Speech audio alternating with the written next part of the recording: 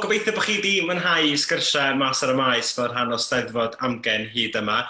Gawn ni sgwrs hynod o ddifyr efo Emmy Stonelick wsos dwytha a Meilir Rhys Williams yr wsos cynt. Ond yn cadw cwmni fi wsos yma, mae Crash Wigley. Sut wyt ti, Crash? Ie, yn da iawn, diolch. Joio'r tywyd. Da iawn, da iawn. A i rhain o chi sydd ddim yn abo Crash, mae Crash yn ymgyrchydd dros hawliau dynol, wedi gweithio yn Stonewall dros hawliau LGBT. Ond bellach, Crash, ti yn astudio i fod yn fargyfreithiwr. Ie, ydw. So dwi wedi bod yn astudio'r gyfraith drwy blwyddyn yma a blwyddyn nesaf dwi'n dechrau yn astudiaethau i fod yn fargyfreithiwr. A dim hwn di'r tro gyntaf chdi fod yn brifysgol na chi, ti wedi bod yn Rhydychen? Ie, maen nhw'n galw hi fel yn y cwrs conversion, ond o'n i'n astudio athroniaeth ac gwleidyddiaeth ac economeg o blaen. A wedyn ysdi hefyd i Harvard yn do? Do, ie, so o'n i yn Rhydychen yn 2 mlynedd ac wedyn un mlynedd yn Harvard yn yr Amerig. Wel, dwi yn edmygu chdi fel person sydd heb gradd o gwbl, dwi'n edmygu chdi bod chdi wedi bod yn y prifysgolion ac yn ôl yn astudio rwan i fod y fargyfreithiwr, felly da iawn. Bob sgwrs dwi wedi cael hyd yma, dwi'n gofyn i bobl jyst sôn ychydig bach am eu siwrna nhw, a sut maen nhw wedi dod allan a lle maen nhw wedi i gyrraedd lle, so fatha eu siwrna nhw hyd at heddiw. So dorra chdi bach o gefndir di cyn i ni fynd i mewn efo'r cwestiynau dwys nes mlaen, tynnu coes. Yeah, sure. Nes i dyfu fyny yng Nghymru, so ges i'n geni yn Abertawe, ac mae'n rhieni yn offeriad, so nathon ni symud o gwmpas lot. So hefyd am spel o'n i'n byw yn Aberystwyth ac wedyn nôl i Abertawe, ond pan o'n i'n 8 oed, ddathon ni i Gaerdydd, y dyna lle ges i ysgol uwchradd. Ac ar ôl i mi orffen hynna i gyd i fynd i brifysgol nes i symud i Rhydychen, ac yn Rhydychen oedd lle nes i ddod allan fel person traws. So, o'n i'n gwybod mod i'n draws am spel eitha hir, o'n i'n gwybod pan o'n i yn fy 10au, ond pan o'n i yn yr ysgol uwchradd, dod neb yn dod allan fel traws, doedd o ddim yn peth i wneud, do'n i'n gwybod, do'n i'n nabod neb oedd wedi wneud. So, i fi nes i benderfynu i aros tan i fynd i'r brifysgol i ddod allan, a nes i hynna yn ystod yn flwyddyn gyntaf yn y prifysgol i ddechrau ddeud wrth bobl yn yn ail flwyddyn nes i newid yn enw i Crash a nid jyst yn ffrindiau oedd yn gwybod nes i hefyd sôn wrth y brifysgol ac fy nhwtorau i gyd. Achos pan ti'n oedolyn, mae gen ti cymaint mwy o ryddus i wneud rhywbeth fel hynna. O'n i jyst eisiau aros. So mewn ffordd dwi'n dyfaru peidio gallu wneud hynna pan o'n i yn yr ysgol, achos oedd rhaid i fi sort of cadw peth o fy hun i fy hun o bobl eraill pan o'n i yno, ond doedd i ddim i weld fel opsiwn i fi, ond mae'n syndod i, dim ond 8 mlynedd oedd yn ôl oedd hynna o'n i yn yr ysgol, a faint mae pethau wedi newid ers hynny i'r sefyllfa i bobl ifanc. Mae'n rhywbeth i syni wir. A mae hwnna'n rhywbeth cyffredin o'r rhan y sgyrsiau i gyd hyd yma, pethau wedi newid, ond bod yn dal heriau yn bodoli heddiw. O rhan y ffordd ti'n uniaethu, be di dy hunaniaeth traws di felly?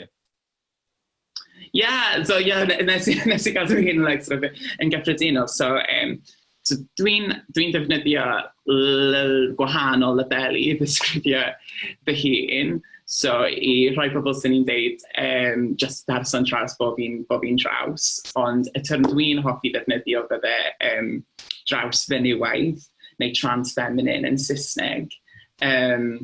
ac mae hynna yn label aneuaidd, so hunaniaeth aneuaidd,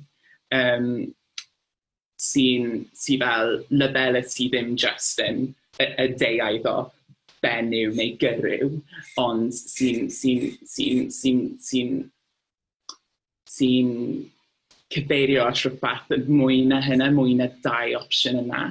So mwy ddim yn binary, ie? So fatha, eich pobl yn clywed y term aneuaidd ac yn meddwl be ydi aneuaidd, ond non-binary ydi aneuaidd, ie? Ie, yn union, ie. So, ac, mae hynna'n term ymbarel yn tydi, non-binary. Mae'n lwyth o bobl o wahanol hunaniaethau sy'n gallu ffitio dan yr ymbarel yna, achos bod nhw yn uniaethu allan o'r binary yna o male a female, benyw a gyryw. So dyna sut dwi'n gweld fy hun, ond hefyd weithiau dwi'n sôn yn bod fel menyw draws hefyd, achos dyna sut mae lot o bobl yn fy gweld i, ac hefyd mae hynna'n derm dwi'n gyffyrddus efo hi hefyd. So dwi'n defnyddio'r 2, ac mewn ffordd dwi ddim yn meddwl dylai bod rhaid dewis rhwng un a'r llall, ac mae'n ddoniol ond weithiau dwi'n sort of trio gweithio allan pwy dwi'n siarad efo nhw, be fydd eu dealltwriaeth nhw, ac i trio defnyddio'r term symlach i gael bobl dall pwy ydw i, achos lot o'r amser dwi ddim yn teimlo'r angen i sôn lot am fy hunaniaeth i, ond mae jyst yn ddiddorol pan mae'n dod i sgwrs fel hyn,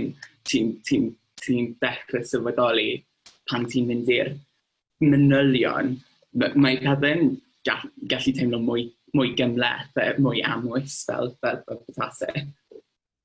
Okay, a jyst felly o rhan, be di'r rhagenwa ti'n defnyddio, be di'r pronouns? So dwi'n defnyddio hi neu nhw, a dwi'n fodlon efo'r 2.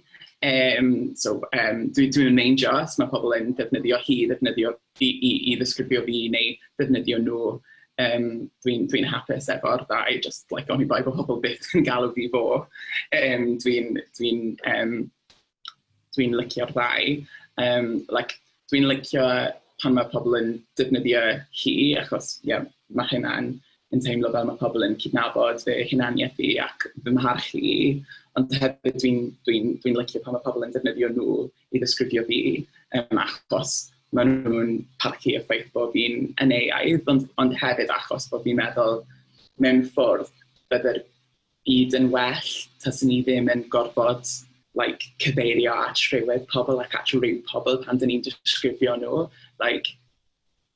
Mewn ffordd, mae bach yn od bod ni'n defnyddio'r geiriau gwahanol i sôn am fenywod a ddynion. So, i fi dewis y rhagenw nhw, mewn ffordd, mae'n gam bach i sort of, i gamu ffordd o'r system really llun na o rhywedd. Wel, really difyr. A dyma, gyda ti'n cwestiwn o ran, 2 cwestiwn actually, o ran stori dod allan i chdi. Sut oedd o i fod yn rhan, ac dal i fod yn rhan o deulu sydd yn grefyddol, ac gafodd hwnna unrhyw effaith ar dy brofiad di'n tyfu fyny? Oedd deulu fi'n really cefnogol, ac dwi'n meddwl weithiau mae gen pobl y syniad yma, ti methu bod yn grefyddol a chefnogi bobl LGBT, neu ti methu bod yn grefyddol ac hyd yn oed fod yn LHGTT dy hun, ac oedd gyda mae hynna'n hollol anghywir. Ond o'n i'n gwybod bod fy rhieni yn cefnogi pobl LHGT ac bod hynny'n rhan o'i ffydd nhw. Ti'n gwybod, iddyn nhw bod yn Christian, mae'n meddwl, sefyll i fyny dros bobl sydd heb lais neu heb bwer, ac ac codi llais dros nhw. So, o'n i'n gwybod hynna amdano nhw yn tyfu fyny. So, mewn ffordd, o'n i ddim yn poeni ymateb nhw. Ond mewn ffordd hefyd, o'n i yn ofyn, cos weithiau mae gen pobl egwyddorion yma o gefnogi hawliau bobl LGBT, ond maen nhw ddim yn y o'r egwyddori yna i'w plant eu hunain. Pan ddes i allan o'r person traws, oedd yn sioc iddyn nhw, a ddath i dro iddyn nhw ddod i arfer ar peth, doedd nhw ddim yn berffaith o'r ddechrau, ond mi ddathyn nhw i fod yn gefnogwyr mawr iawn ohono fi, ac da ni dal yn agos iawn, a maen nhw'n gefnogol iawn, ac dwi'n ddiolchgar iawn am hynna, achos mae wedi gwneud cymaint o wahaniaeth. Dwi'n gwybod ffrindiau ffrio, dorri allan efo'u teuluoedd nhw pan ddathon nhw allan. Mae hynna'n cael effaith mor negyddol ar rywun, be bynnag eich oedran, ond yn enwedig pan ti'n sôn am pobl yn eu harddegau neu sy'n just yn dechrau allan yn y byd i golli'r cefnogaeth yna, mae wir yn golled mawr iawn. Rhywbeth da ni wedi siarad amdano fo o blaen ydy dy enw di, ac dy ddewis yr enw. A dwi'n gweld yn hynod o ddifyr, ac os ti'n meindio rhannu ar cefndir o ran dod i benderfyniad ar dy enw? Sure. Wel, nes i ddeud, achos nes i ddim yn dod allan fel traws tan, nes i dechrau ddeud wrth bobl fy mod i'n traws yn y mlwyddyn gyntaf yn y brifysgol, a nes i aros tan yr ail flwyddyn i ddeud wrth bobl bod i newid yn enw, ac oedd hynna achos o'n i methu penderfynu ar enw. So, mae'n really stressgar trio ffeindio enw newydd dros y ti dy hun, ac literally am flwyddyn, so ni'n mynd, am mwy na flwyddyn, ers bod fi wedi sylweddoli bod fi'n traws, neu bod ni'n trio allan enwau newydd i benderfynu os o'n i'n hoff o un, os oedd hi'n siwtio fi. Ac pob tro o'n i'n clywed enw newydd arall, so ni'n trio hi ymlaen ac meddwl, ydw i eisiau i'r enw yna bod yn enw fi, a ddim yn licio un. Be nes i sylweddoli oedd bod fi eisiau enw direwedd, so ddim enw efo cysylltiad gryf i un rhywedd neu un arall. Oedd hynna'n rhan o hunaniaeth y neuadd fi hefyd. A hefyd, o'n i'n really annoyed mewn ffordd bod rhaid i fi golli hen enw fi. Dwi ddim yn sôn am hen enw fi, ond bod rhaid i fi golli hen enw fi, achos oedd hynna'n rhan o'n hunaniaeth fi, ond o'n i'n methu cadw hi achos oedd gan yr enw na connotations mor gryf efo'r rhyw gyrywaidd, ac do'n i ddim eisiau cael dim byd i wneud â hynna. So, mewn ffordd, o'n i fel, pam dyn ni hyd yn oed yn gofyn i enwau cael y rhywedd, pam na fedra pawb cael enw heb rhywedd, ac fedar hynny jyst bod yn enw nhw. Ac sy'n nhw'n gallu cadw hwnna beth bynnag oedd ei rhywedd, a beth bynnag oedd ei hunaniaeth ei penderfyniadau am draws newid beth bynnag. So, dyna pam o'n i eisiau cael enw fel Crash, achos doedd ddim byd i wneud y rhywedd, ac o'n i'n really hoffi hynna amdani. Cool. Un peth jyst i gloi ar y rhan yma, cyn i ni symud ymlaen i ddod i wybod mwy am dy ddiddordebau di a dy waith ti'n bod yn gwneud yn ymgyrchu dros hawliau ac yn y blaen. Be fysa dy neges di i rywun sydd allan gweld i'n anodd deall hyn, neu sydd allan gwneud camgymeriadau weithiau? Be fysa dy neges di ar rhan iddyn nhw, lle? Swn i'n dweud paid o poeni am y camgymeriadau, achos os mae dy galon yn y lle iawn, dyna beth sy'n bwysig i bobl. Mae pobl yn gallu gweld os mae rhywun yn gwneud camgymeriadau, achos bod ni ddim yn gyfarwydd ar y beth. Ond, y peth pwysicaf mae pobl yn gallu gwneud, os maen nhw eisiau dysgu mwy am bobl draws ein profiadau ni, ydy clywed i leisiau pobl draws, ac i brofiadau bobl draws. Mae'n just yn y problem sydd gennym ni fel cymdeithas ydy bod pobl draws wedi cael eu cau allan o fywyd cyhoeddus mewn lot o ffyrdd gwahanol. So fel arfer, dyn ni ddim yn clywed o bobl draws, a dyna lle mae'r myths a mae'r celwyddau yn dod. Maen nhw'n gallu byw mewn system sy'n cau ni allan achos bod ni methu cywiro nhw drwy'r amser. Ond, clywed i leisio bobl draws, a lle da iawn i ddechrau efo hynna. Mae'n y ddogfen arbennig o dda ar Netflix o'r enw Disclosure, a mae hynna am gynrychiolaeth bobl draws yn maes cinema, TV a ffilm, ac mae hynny'n really diddorol achos mae yna bobl draws yn sôn am yr estradebau ac y delweddau o bobl draws drwy yr adegau sydd maen nhw wedi pa fath o gynrychiolaeth mae hynny wedi creu. Mae'n really diddorol, mae'n really hygyrch i bobl sydd ddim yn nabod lot am y pwnc yna, a mae'n really diddorol. So, sy'n un yma, definitely, argymell yna. A dyna pam bod cyfrwng yma yn bodoli i bobl cael trafod a roi lleisiau i bobl sydd yn draddodiadol ddim yn cael y platform. Felly, diolch Cash am ymuno hefo ni heddiw. No, mae'n hollol iawn. Dyna beth dwi'n meddwl, mae mas ar y maes mor bwysig yn y ffordd hynna hefyd, achos bod ni'n bod pan dyn ni'n trafod y pynciau yma, dyn ni ddim wastad yn trafod nhw yn y Gymraeg, ac yn trafod sy'n mae'r profiadau yn chwarae allan yng nghymunedau Cymraeg hefyd.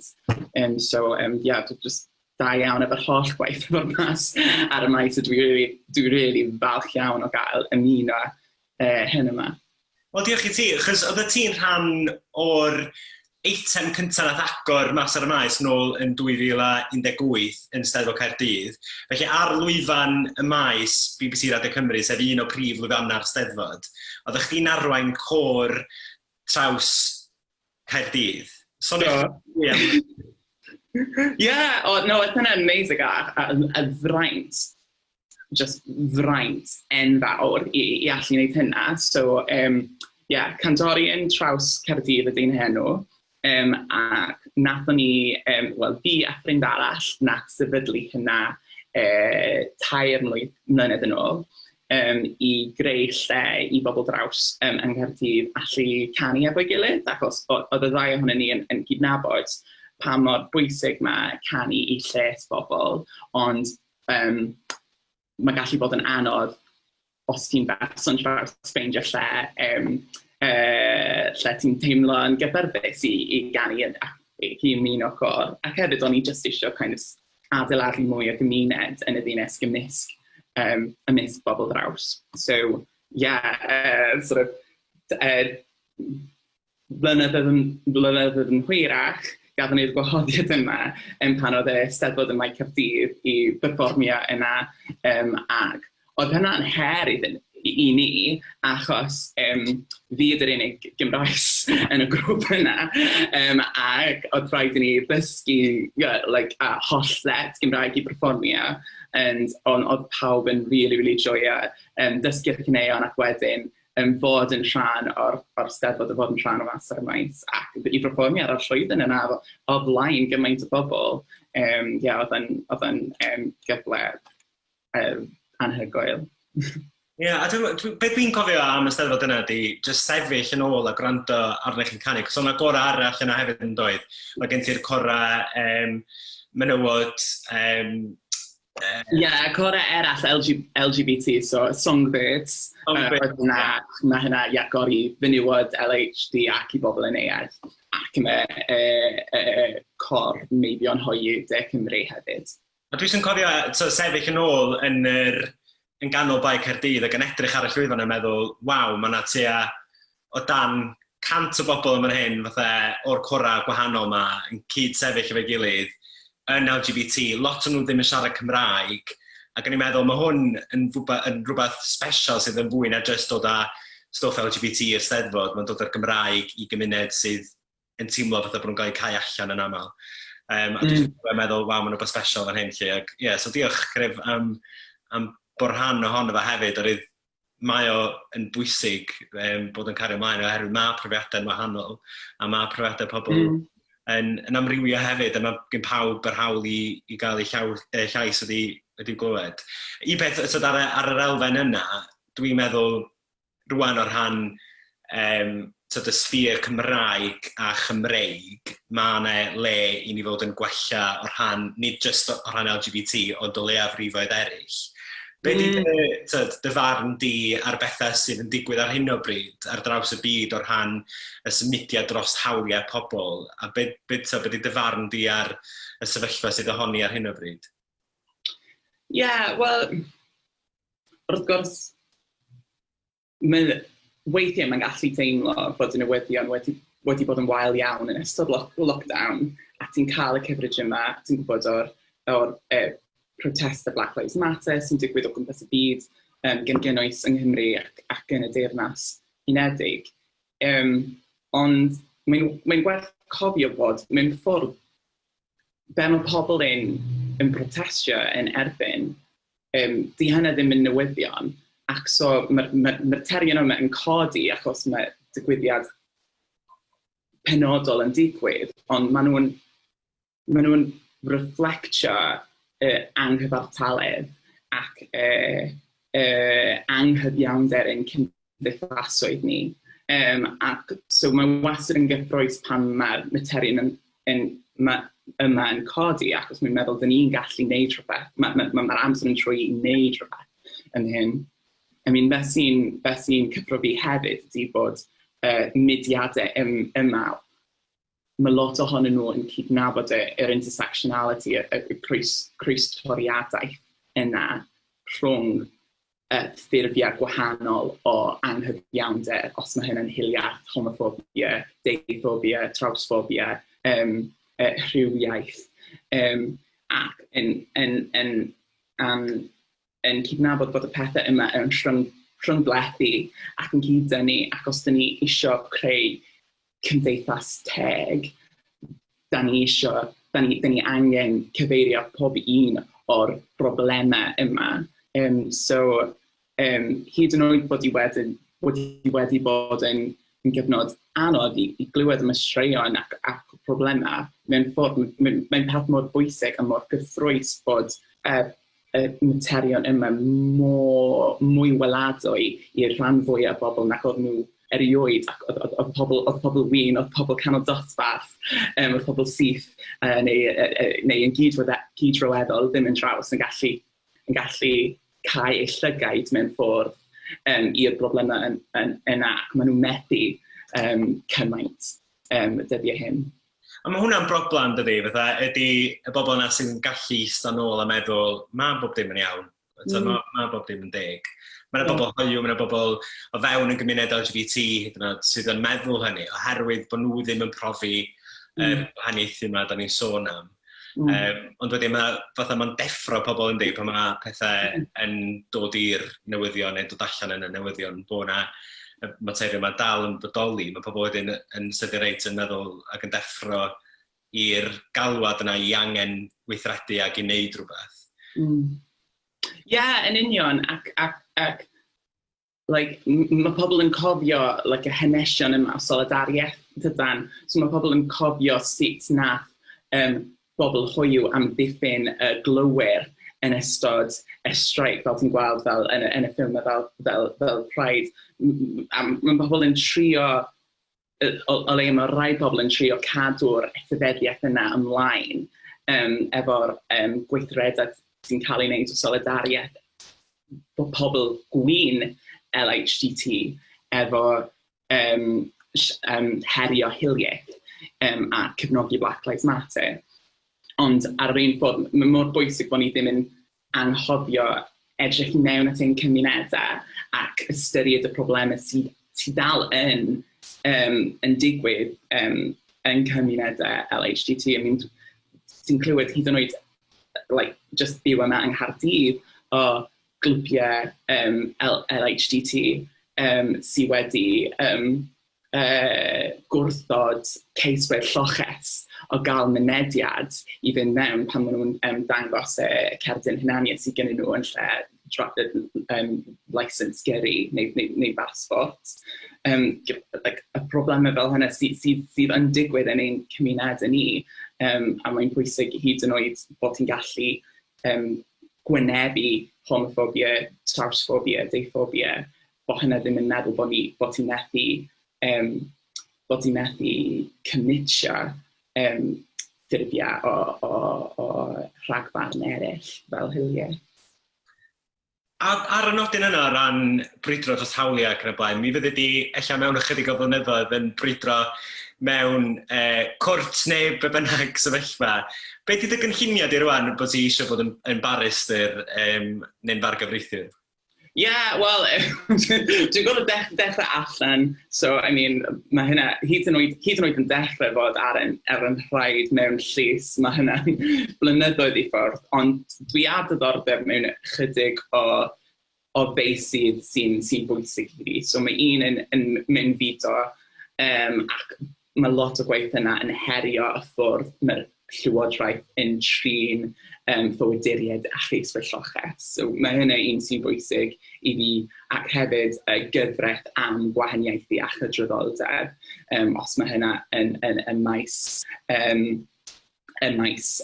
cyflogi neu a gweithio neu yn maes cyhoeddus. So mae hynna beth dwi eisiau cadw llygad arni, achos mae nhw'n feisydd lle mae hawliau bobl yn bwysig iawn I sicrhau bod nhw'n cael eu trin yn deg.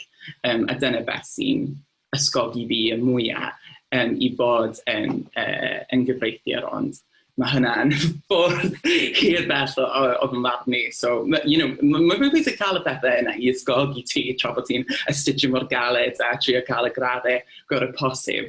Ond hefyd dwi'n cydnabod bod yn ffordd hir. Ond buan iawn fydd y blynyddoedd yn mynd heibio. Wel, yn enwedig pan ti'n stuck yn y tŷ hefyd, I mean, literally. A be wyt ti'n neud yn amser sbar chdi ta? Chos yn amlwg mae'r holl astudio yn gadw chdi'n brysur. Yeah, well, I mean, y peth o'n I arfer hoffi wneud, pethau fel siopa, I mean, dim lot o hynna, achos pryd mae rhywun hyd yn oed yn gweld beth i'n gwisgo rhan fwyaf dyddi yma. Ond, I mean, coginio, arwain y cor yn cymryd, actually, eitha lot o'n hamser I, a dyn ni wedi paratoi I ymarfer drwy y lockdown. Mae hynny wedi bod yn peth really nice cymdeithasol I bobl wneud pan mae'n gallu bod yn ynysol iawn ac unig iawn drwy'r lockdown, yn enwedig os ti heb gefnogaeth dy deulu neu ti ddim yn cael ymlaen efo'r pobl ti'n byw hefo nhw. Sefyllfaoedd, mae lot o bobl draws yn ffeindio hun yn nhw, so I gadw hynny'n mynd, mae hynny wedi bod yn dda iawn. A mae canu mor bwysig I fi, dwi'n canu mewn cor eraill hefyd, cor yn eglwys, a dyn ni wedi bod yn ymarfer drwy'r lockdown hefyd. So, pan pryd bynnag dwi'n teimlo'n stres neu yn isel, dyna beth dwi'n neud I troi at y piano a chanu rhywbeth. Ac mae hynny'n ffordd bwysig I fi I fynegu hyn. Gwych. Ac yn sydyn, Crash, yn amlwg mae cerddoriaeth yn bwysig I fi, a mae'n swnio fatha bod o wedi bod yn ystod dy fywyd I gyd, os dwi'n iawn yn dweud. Be fysa dy negas di felly yn ôl i'r Crash ifanc, nôl yn ysgol? Be fysa chi'n dweud y Crash ifanc? Jyst I dalu ati ac joio pan ti'n ifanc. Paid â poeni gymaint o be mae pobl eraill yn meddwl ohono ti. Pethau fel hynna.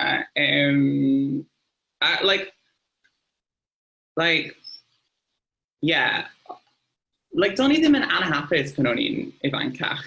Mewn lot o ffyrdd, ond I gofio, falle I gofio bod yn wahanol yn beth gadarnhaol ar beth I ddathlu a beth i'n neud ti'n special, a ddim byth rhywbeth I deimlo gwyliau dros ti, so ni'n dweud. Mae'n swnio'n really pwerus. A ar y nodyn yna, dyn ni'n mynd I fydda mynd i wneud rhywbeth cheesy wan, sef gofyn llwyth o gwestiynau sydd ddim really yn bwysig, ond mae jyst yn hwyl i wneud ar diwedd rhywbeth. Gobeithio bod y munud fi heb ffraio yn y gres. Okay, gen i wneud.